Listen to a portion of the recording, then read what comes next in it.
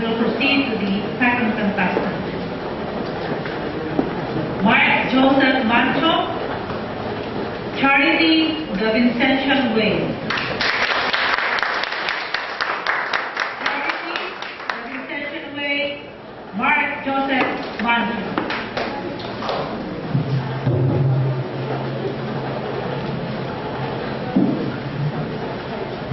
In societies where covetousness abounds, selfishness is a way of life, and destructive pride becomes the guardian of moral standard.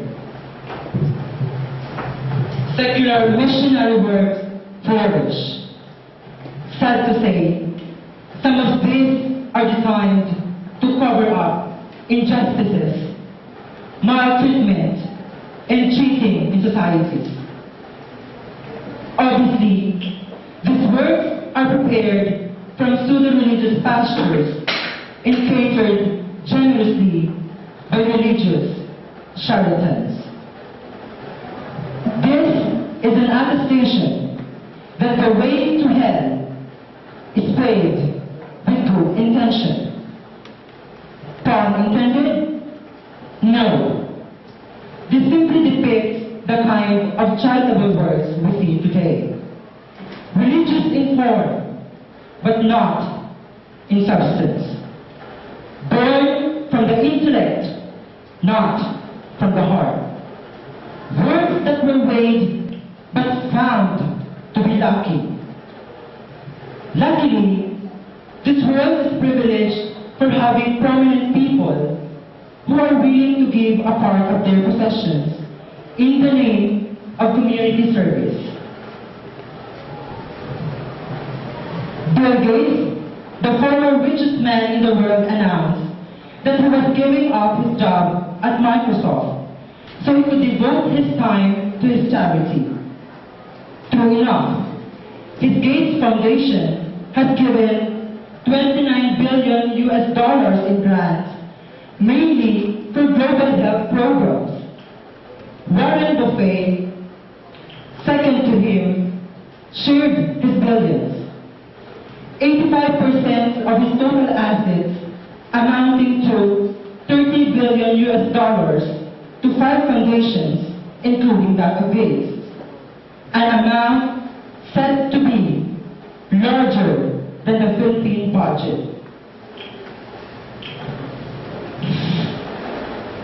Locally, like Mr. John Gokongwei Jr., Lucia Tan, Zubeldi Ayala, Eugenio Lopez, and many more comprise the elite list of Filipino philanthropists, representing a growing number of business people who believe that one shouldn't aspire for wealth for the sake of wealth itself, instead as a means for doing good. Wow, commendable indeed. Saint Vincent de Paul said, "No work of charity is foreign to any society." However, no matter how commendable these works are, the question still lies on the motive of the heart. Saint Vincent de Paul sacrificed his own happiness, comfort, and comfort zone in the name of service to the poor. His life and resources were devoted to it, not just his excesses, not just his preferences. His life and devotion to alleviate sufferings of the poor was not just laudable, but highly emulating. This is a sacrificial service at its finest. Brothers and sisters, our world today needs men and women who are willing to stand up and heed the call of sacrificial community service. Men and women who are willing to die to themselves for others. Men and women who are willing to cry for the poor, for crying for oneself is selfishness, but crying for others is real courage. work of charity is not gauged on how big or small the giving, but on the intention of the heart and the motive of the soul.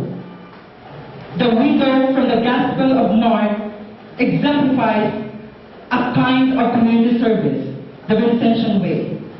She dropped her last 2 pennies in the collection box against the rich who gave big amounts from their surplus.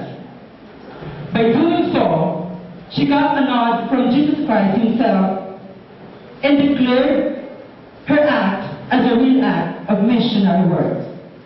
She is indeed a true-blooded Vincentian. Ladies and gentlemen, grinding poverty is seen and felt everywhere in this country. The poor wrestle in crisis one after the other, only to come out weaker and poorer. Thank God for individuals and groups who actually show concrete support and concern to eliminate poverty in this country. This is a proof that the Vincentian spirit, the heart and soul of St. Vincent de Paul, is very much alive in this part of the world, bringing message of hope and love of God to those who are suffering the most and experiencing the worst.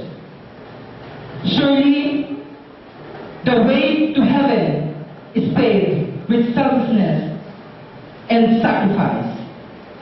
Someday, we will give an accounting before God. One thing is sure, we will be judged not on the weight of our accomplishments, but on the weight of our heart for the poor. Let love fuel the flame of our